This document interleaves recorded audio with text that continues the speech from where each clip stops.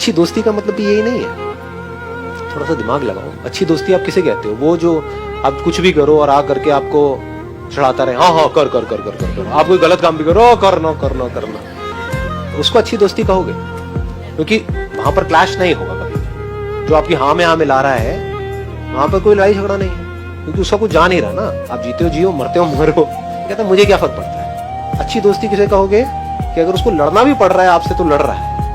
आप गलत ट्रैक पे जा रहे हो, 10 लोग आपको सपोर्ट कर रहे हैं, वो अकेला आकर के बोलेगा ये क्या कर रहा है। जैसे ही वो बोलेगा आपको गुस्सा आएगा, क्योंकि वो आपको रोक रहा है। कोई भी हमको रोकता है, हमको अच्छा नहीं लगता ना, तो उससे हमारी लड़ाई भी होगी। लेकिन लॉन्ग टर्म में आपकी अच्छी दोस्ती किससे होगी? क्योंकि आज नहीं तो कल आपको समझ आ जाएगा ना, या नहीं आएगा, इतने बेवकूफ हो, आ जाएगा ना कौन हमारा असली दोस्त है और कौन नकली दोस्त है। नकली कौन है? जो सिर्फ ऊपर ऊपर से दोस्ती के बारे में सोचता है, दोस्ती को बचाने के बारे में सोचता है, वो नकली दोस्त है। असली दोस्त कौन है? दोस्ती रहती है रहे, जाती है जाए, दोस्त का कुछ नहीं करना चाहिए, जो दोस्त के बारे में सोचता है।